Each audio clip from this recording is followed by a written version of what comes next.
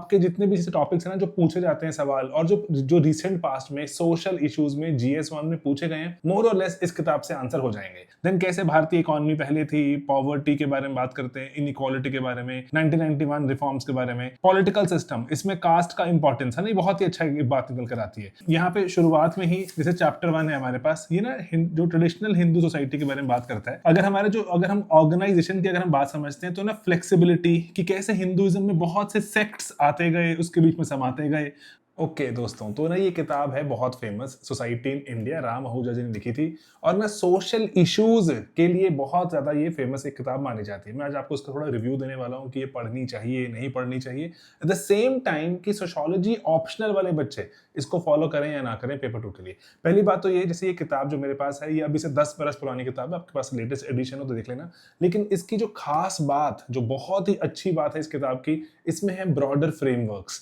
ये ना किताब ना फ्रेमवर्क्स में डील करती है और आपके जितने भी टॉपिक्स हैं ना जो पूछे जाते हैं सवाल और जो रिसेंट पास्ट में सोशल इश्यूज में जीएस1 में पूछे गए हैं, मोर और लेस इस किताब से आंसर हो जाएंगे। ठीक है, तो मैं आपको चाहता हूं बताना इस किताब के पहले इंग्रेडिएंट्स क्या हैं। और इस किताब में एक बार जैसे अगर आप यहाँ के देख सकते हैं, जैसे इसमें टोटल 16 चैप्टर्स हैं, 16 इसमें से, लेकिन कुछ चैप्टर्स हैं जैसे मैंने यहाँ पे शुरू में लिख के रखा है 1 2 4 8 9 16, ये इंपॉर्टेंट चैप्टर्स हैं यूपीएससी के पर्सपेक्टिव से। अगर जो आपका सोशो ऑप्शनल है तो सब पढ़ लेना। देखो, पहला तो है कि भारतीय सोसाइटी का थोड़ा सा इतिहास, traditional Hindu society etcetera. Then social stratification, important chapter है 1 2। अगर आप scheduled caste, untouchability, backward classes चाहे पढ़ना, कोई बुराई नहीं है, आपको इंटरव्यू में बहुत काम आता है। लेकिन मेरे मानने में अगर आपको चैप्टर फोकस करना है, चैप्टर 1 चैप्टर 2 मैं आपको इनकी थोड़ी डिटेल भी बता दूंगा। ठीक है, and then family, marriage and kinship, ये बहुत ही इंपॉर्टेंट चैप्टर है। देन कैसे भारतीय इकोनॉमी पहले थी, पॉवर्टी के बारे में बात करते हैं, इनइक्वालिटी के बारे में, 1991 रिफॉर्म्स के बारे में,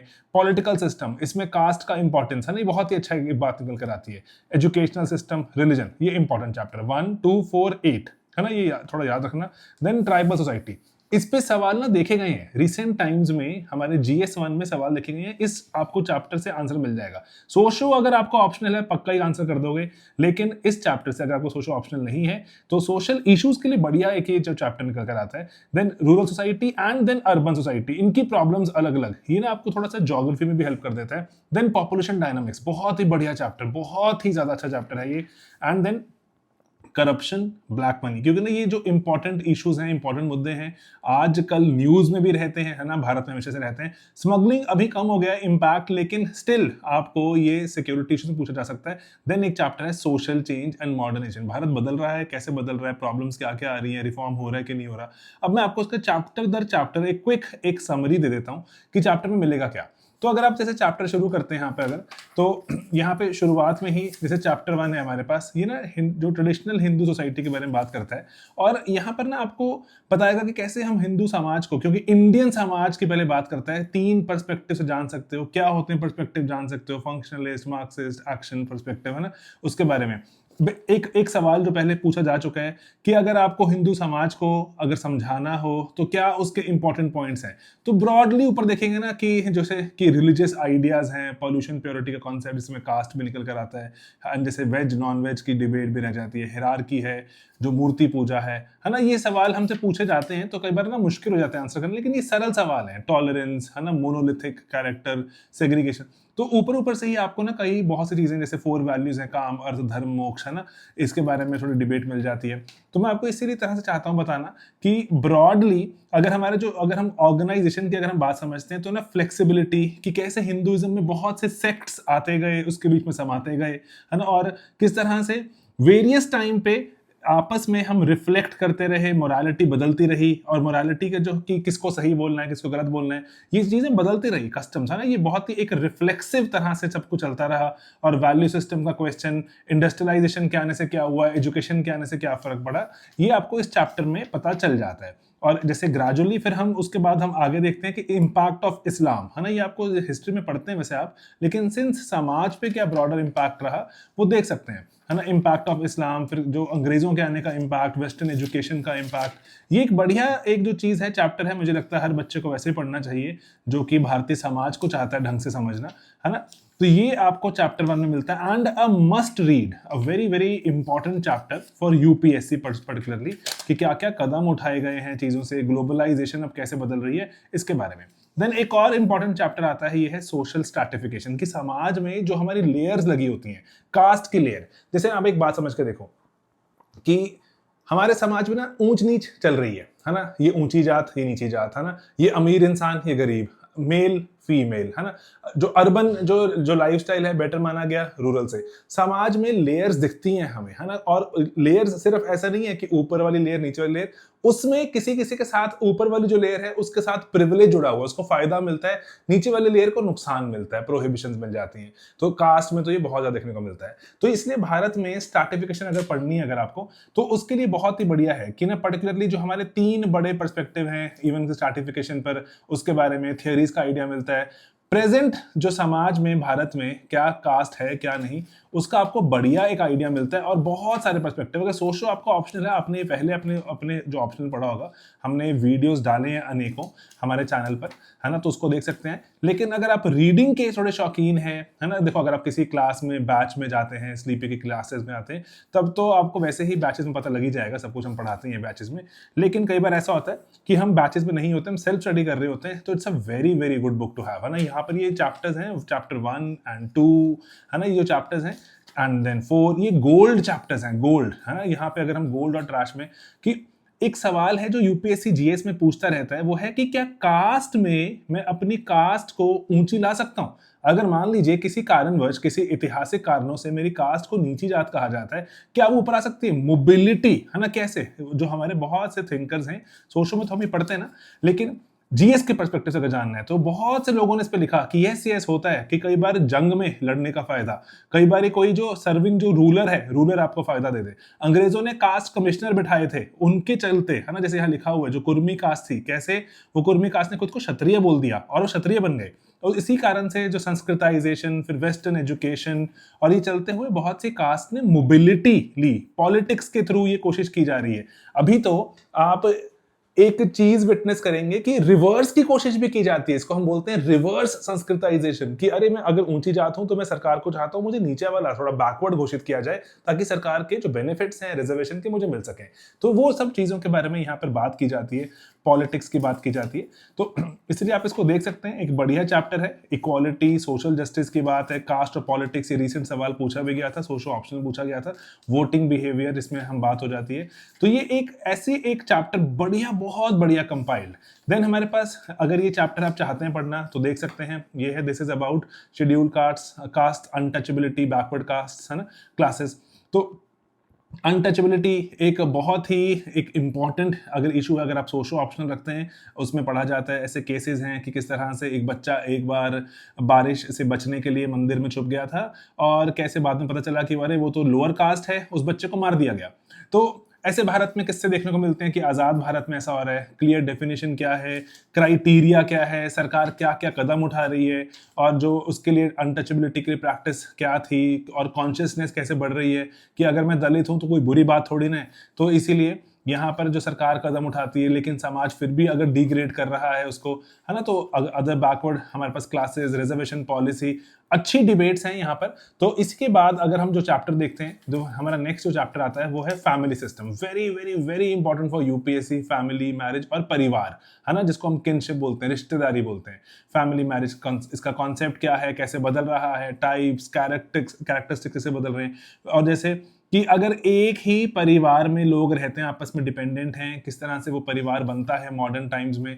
ट्रेडिशनल क्या था, आजकल लोग जो इंडिपेंडेंट होते जा रहे हैं ना, सोशो में तो हम डिटेल में पढ़ते हैं, लेकिन स्टिल यहाँ पर जीएस के पर्सपेक्टिव से जो परिवार का पैटर्न बदल रहा है, स्ट्रक्चर बदल रहा है, कि लोग अब थोड़ा अकेले रहना चाहते हैं, लोग इंडिविजुअलिस्टिक होना चाहते हैं, परिवार के बीच में बंध के रिसोर्सेज को, अपने आइडियाज को शेयर करना नहीं चाहते, है ना। जो किनशिप का रेडियस, किस तरह से टेक्नोलॉजी, व्हाट्सएप के ग्रुप्स बन जाते हैं, इसमें मेंशन नहीं है लेकिन आप लिख सकते हैं, है ना, व्हाट्सएप के ग्रुप्स बन जाते हैं, परिवार थोड़ा सा फिर से इकट्ठा आ जाता है, जो टूट गया था परिवार, वो परिवार वापस इकट्ठा होना शुरू हो जाता है। तो हमारे पास इनफैक्ट इस चैप्टर में आपको दिखेगा कि कैसे यूथ, विमेन के अगेंस्ट वायलेंस की बात, मैरिज सिस्टम कैसे चेंज हो रहा है, और इनफैक्ट जो पर्टिकुलरली यूनिफॉर्म सिविल कोड की जो डिबेट है कहाँ से आती है ना, ये हमने जैसे चैप्टर्स में कवर किया हो, मैंने इस बुक से भी बहुत बोरो की है, ये अच्छी किताब है। एंड देन ना यहाँ पर ना वेरियस जोन्स में हमारे, जैसे ये हमारे यूपीएससी में सोशो में हमारे ऑप्शनल में एक टॉपिक रहता है कि परिवार किस तरह से दिखते हैं नॉर्थ, साउथ, ईस्ट, वेस्ट में। तो नॉर्थ में बहुत ही इलेबोरेट डिटेल्ड होता है, ये हमने वैसे अपने नोट्स में डाला हुआ है, लेकिन स्टिल अगर आप चाहें पढ़ना बहुत ही अच्छा, आगे कंपैरिजन भी दे देगा ये, जो नॉर्थ वर्सेस साउथ का कंपैरिजन एक ही आपको पेज में बहुत कुछ पता चल जाता है, और किस तरह से ईस्ट एंड वेस्ट की बात भी कंपेयर हो जाती है।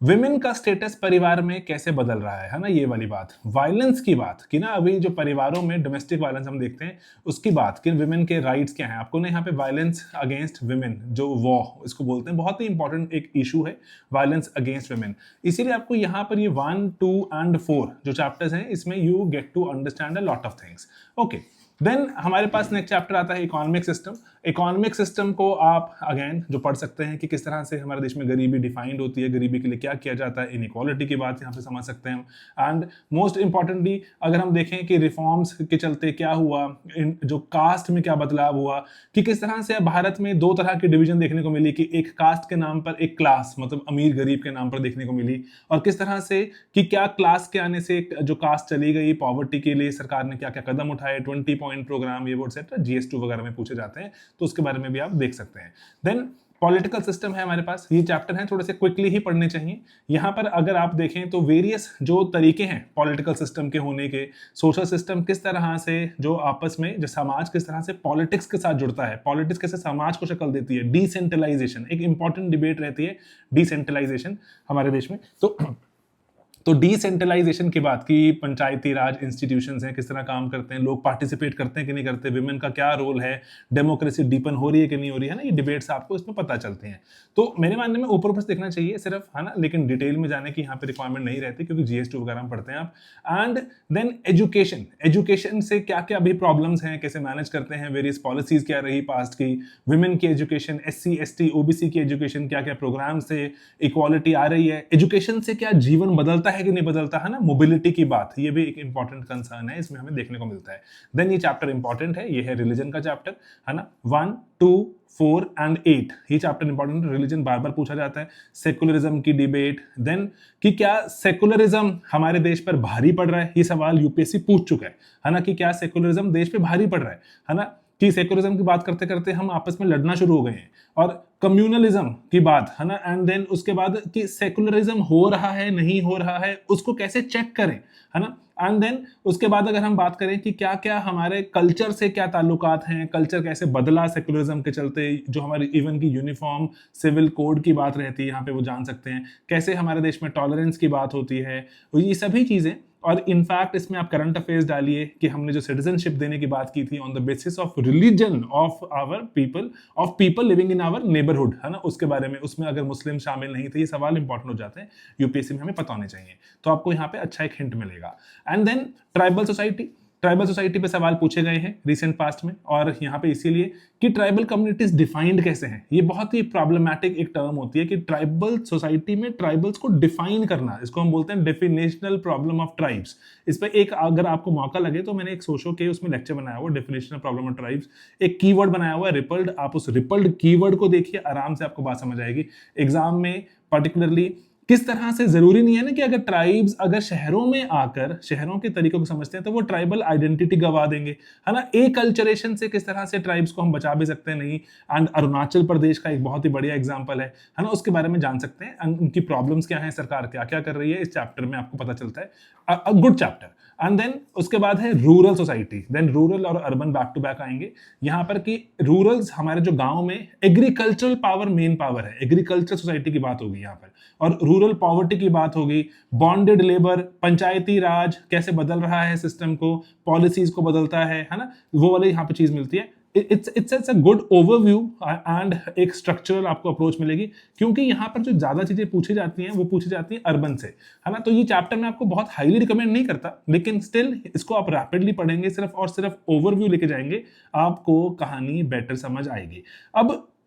देश में अर्बनाइजेशन बढ़ती चली जा रही है ना, ऐसा नहीं है, आजादी के बाद से देखें तो ये ग्रोथ तेज होती चली जा रही है, और ऑलमोस्ट 1/3 अब इंडिया अर्बन एरियाज में रहता है। अर्बन एरियाज कंटिन्यूसली अट्रैक्ट करते हैं रूरल जो लोगों को, एंड माइग्रेशन बढ़ती चली जाती है। तो क्या अर्बन एरियाज पे प्रेशर पड़ रहे हैं, क्या प्रॉब्लम्स आ रही है, स्लम की डेवलपमेंट, स्लम कैसे रिजॉल्व करें, स्लम सिर्फ और सिर्फ अर्बन प्रॉब्लम ही है क्या? अगर हम स्लम की डेफिनेशन देखें तो क्या स्लम की डेफिनेशन के चलते पूरा भारतवर्ष ही एक स्लम कहलाएगा? अदरवाइज तो, है ना? तो इसीलिए अर्बनिज्म और अर्बनाइजेशन में फर्क है कि एक अर्बन तौर तरीका जीने का, है ना, जिसमें लोग एक दूसरे को जानते पहचानते नहीं है, तो उसमें उसके फायदे उसके नुकसान दोनों हैं। कि फायदा ये है कि कास्ट मेरी कोई नहीं पूछता, है ना, ऊंची जाति नीचे तो कोई नहीं पूछता। अगर मेरे पास कोई स्किल है तो मेरे से कोई काम रखेगा, नहीं है तो नहीं काम रखेगा। लेकिन नुकसान भी तो यही है कि अगर मैं सड़क पे वहां पड़ा हुआ, मेरे को चोट लगी हुई, कोई मेरी मदद करने नहीं आएगा, थोड़ी सॉलिडारिटी कम हो जाती है। तो इसीलिए ये सब चीजें कि कास्ट हमारे शहरों में जीती है कि नहीं जीती, परिवारवाद है कि नहीं है, और पर्टिकुलरली वाटर, ट्रांसपोर्ट, प्लानिंग, है ना, ये सब इश्यूज के बारे में इस चैप्टर में डिस्कशन की जाती है, जो कि आज के जमाने में बहुत इंपॉर्टेंट है। ओके, देन आता है करप्शन। रैपिड छोटा सा चैप्टर है, ज्यादा पढ़ने के लिए यहाँ पे आपको ज्यादा मिलेगा नहीं। तो करप्शन में आपके हिस्टोरिकल पर्सपेक्टिव्स क्या हैं, पॉलिटिक्स, स्कैंडल्स, इंपैक्ट, संथनम